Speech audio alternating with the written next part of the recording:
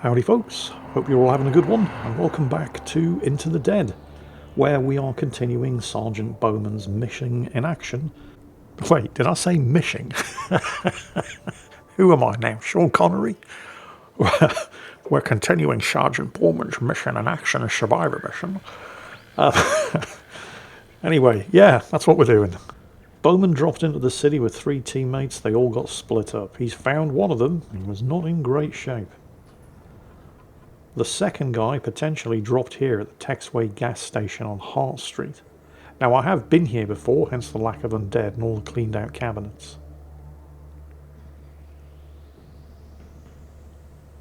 There's a supply drop here as well. And some undead.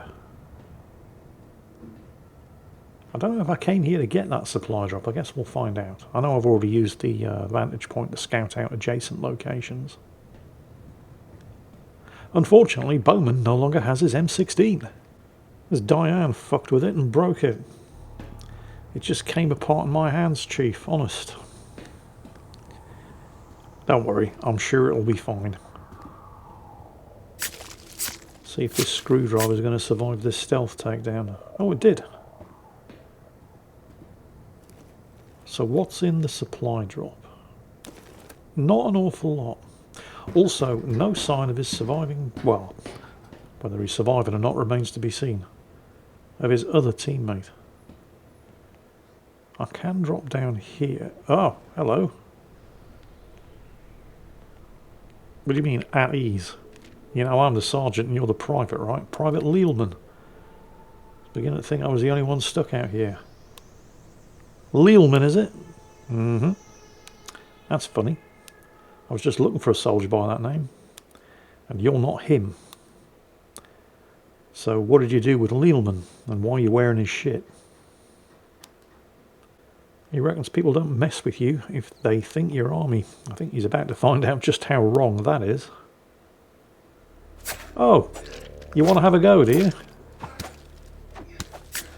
I think you're about to regret that hasty decision. Check the body, see if he's got Leelman's dog tags. He does.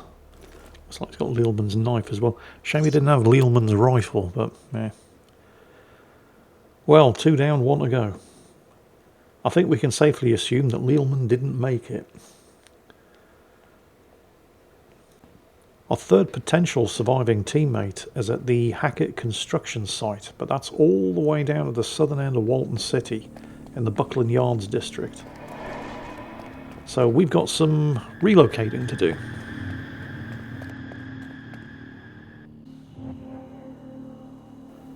Welcome to Hackett Construction Incorporated. Never been here before, so on the downside it's going to be crawling with undead, but on the bright side all of the lootable stuff will be as yet unlooted. Have a quick look on the ground floor here. I know I can jump up. I mean, there's that very inviting open window up there and you can easily make this jump. Didn't see anything in the reception office. Let's have a quick... vantage point. Alright, we'll take that. Auntie May's Truck Stop and Diner. That's another place I have not yet investigated in this particular playthrough. Right, nothing on the balcony. Oh, I spoke too soon. You'll note Sergeant Bowman does have the Glock at the moment. But no sense in using it and alerting any dormant undead. Or I can just be patient and take this thing out with a hatchet, although the hatchet is about to break on the next use. It's alright, I have other weapons, it'll be fine. Okay, notice the plank connecting the 2 rooftops. I don't know if that's going to be useful for getting over or getting back from the other rooftop, but I guess we're going to find out. There's one here, just going to have to wait for him. As soon as he turns around, we'll finish him off with a hatchet. It'll break, that'll free up an inventory slot, and then I'll switch to my backup melee weapon.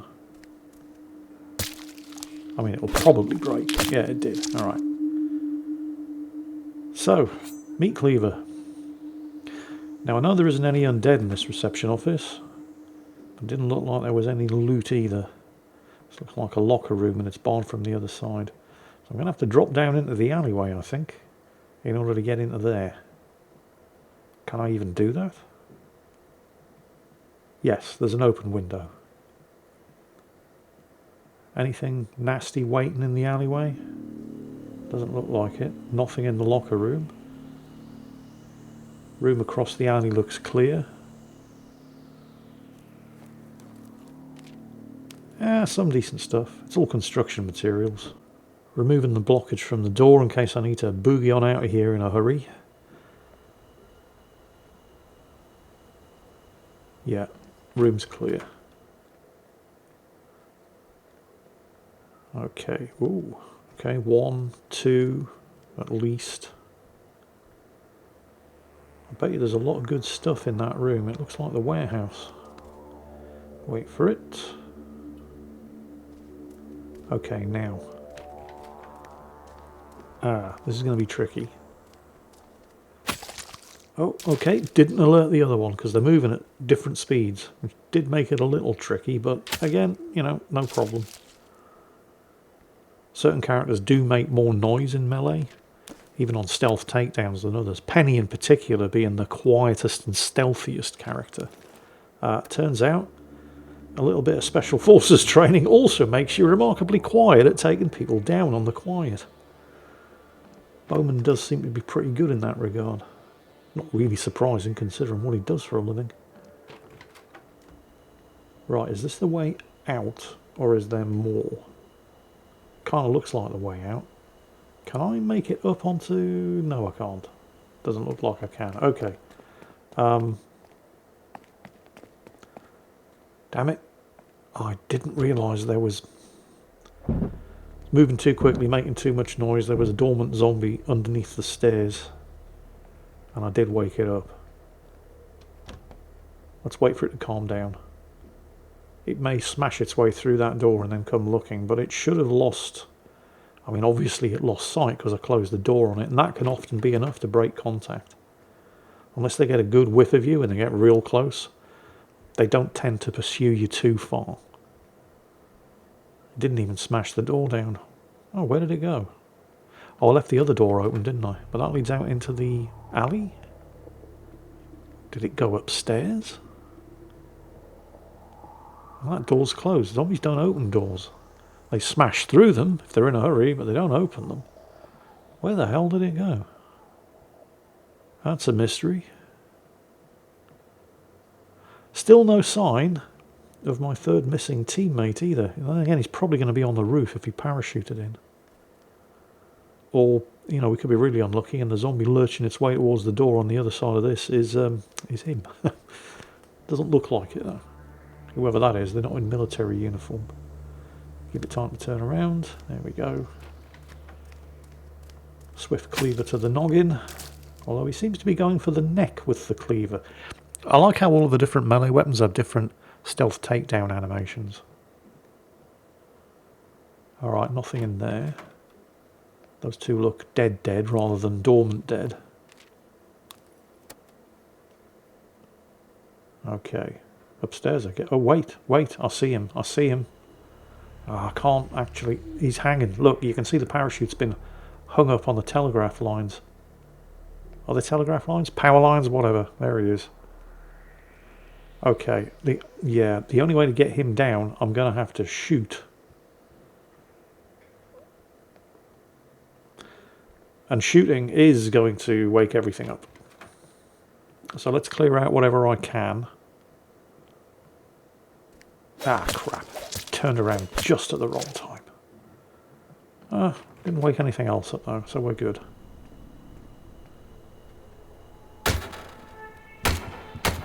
What the hell? That should have... Some kind of... I don't know what happened there. That wasted way too much ammunition without scoring any hits. It's like the walker kind of bugged out when it crossed over the plank. I don't know. Anything else over here? Oh, yeah.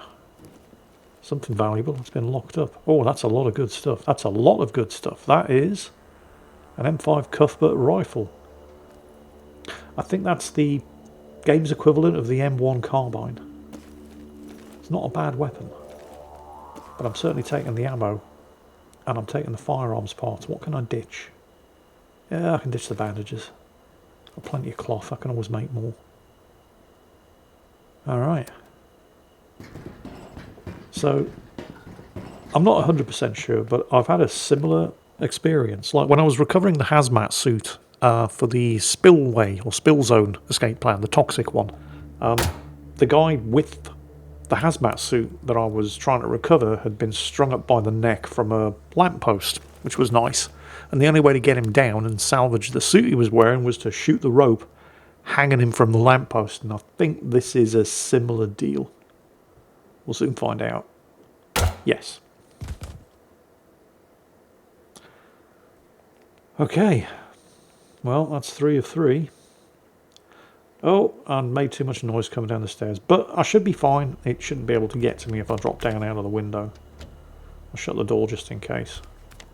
And I don't want to alert all those dormant undead in the background, so we'll do this quietly. And, oh, more good stuff. I need to...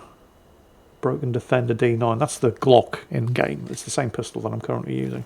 But I can scrap it for firearms parts. Thing is, I have to recover the dog tags, so what can I ditch? Screws, I suppose. It's got a useful knife there as well. The combat knife is a decent melee weapon. And there's pistol ammo there too. I mean, I can't take it all. I could always come back and loot the rest of the stuff later, but the main thing here is I've gotten this survivor mission done. Or at least I've gotten the first part of it done. I'm about to find out whether or not this is it actually completing. So everybody's happy. This is the new morale system for your survivors, by the way. Happy with the huge amount of loot that he brought back. Bowman turned the collected dog tags in his hand, placing them one by one into a pouch in his pack. Bowman gains the determined trait, so that is the completion of his survivor mission. So what does that do? This survivor is resistant to morale loss from low needs. So every time you complete a survivor's survivor mission, they gain a new trait, and it's always beneficial. So that's Bowman's. And it's doubly good that we have completed Bowman's survivor mission, because this was all happening off camera. I didn't bother recording any of it and putting it in a video, but Bowman's morale was at rock bottom. Didn't matter how many nights I put him into the communal area to boost his morale. Until he found out what had happened to his teammates, he's going to constantly have morale issues. So it's doubly important that you actually do complete this survivor mission when you're doing the Heart of Darkness escape plan and you've recruited Bowman. So we've gotten that out of the way, and we can now actually focus on the Heart of Darkness escape plan. And the next thing that we need to do is move the shelter to the Southborough district. Bowman wouldn't tell us exactly why. He's not exactly forthcoming on sharing the details of why he and his team were here in the city. Apparently there was somebody here in the city before them. They've lost contact with them and they need to find them. And we're going to do that by, at least at first, moving to the Southborough district. Thing is, I've never actually been to the Southborough district. Harshall is the closest I've gotten. Although I have scouted out a couple of locations up there, but I've never actually been to any of them. Well, that's not true. There is a residential address and there's a taxi depot there that I've been to, but neither of those were shelters. However, I have scouted a location in the Southborough district from a distance that is a shelter. It's Value Records. So that's where we're going. And maybe, once we've gotten Bowman there and held up our end of the deal, he'll be a little more forthcoming with the details of exactly what it is we hope to achieve here. But first, we're going to have to clear out Value Records and then move in. You can see the crafting bench. Yep, shelter equipment, somebody held up here. And if all goes well, we will too. Right, there's, well, at least one upstairs.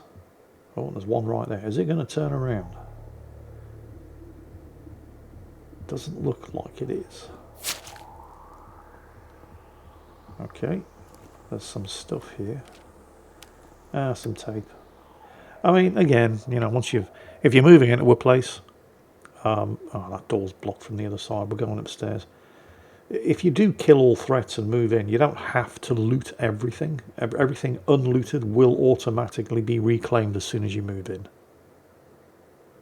But old habits die hard.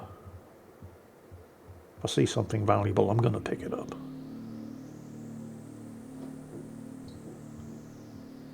Alright, off you go.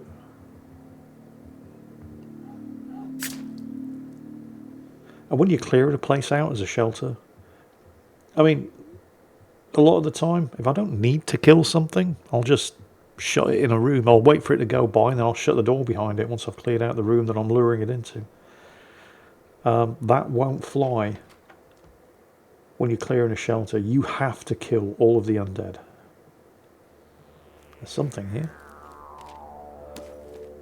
Yeah. Again, I don't really need to waste the time that I'm spending doing this, but old habits die hard. And you might find something. Like if you...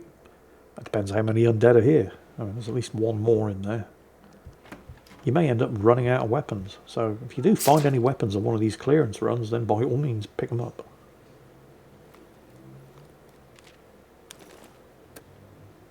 I see the vantage point. It's on the roof.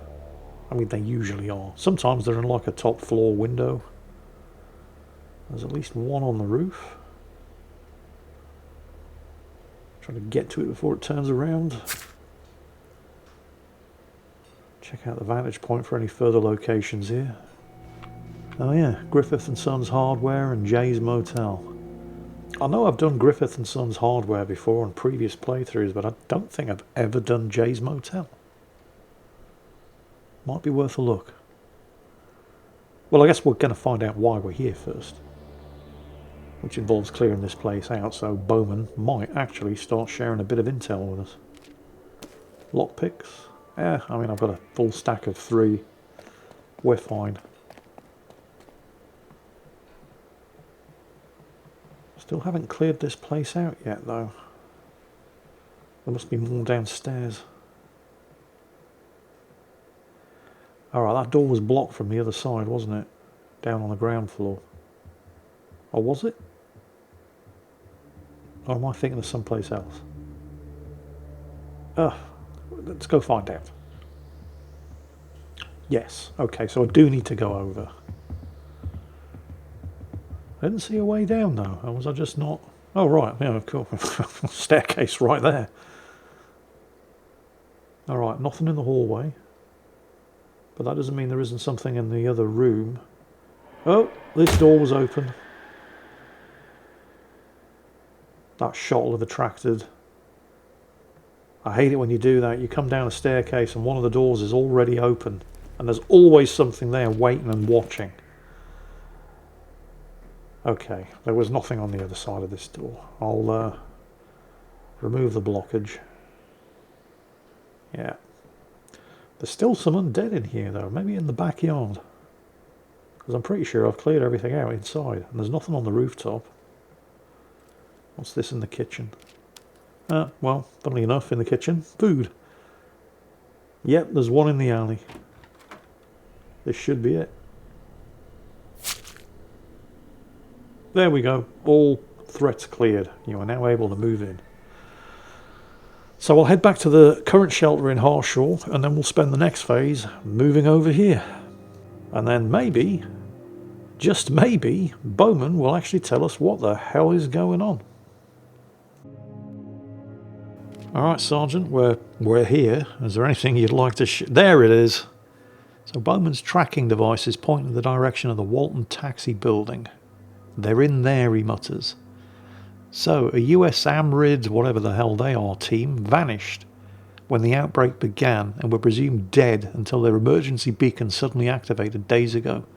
His orders are to locate and extract the missing researchers, and a quick search on Google tells us that whatever the hell that is the US Army Medical Research Institute of Infectious Diseases, apparently located at Fort Detrick in Maryland.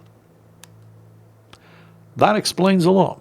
So they would have been here investigating the initial outbreak, and then they suddenly went radio silent once the city fell. So everybody assumed they were dead, but now their emergency beacon is just activated.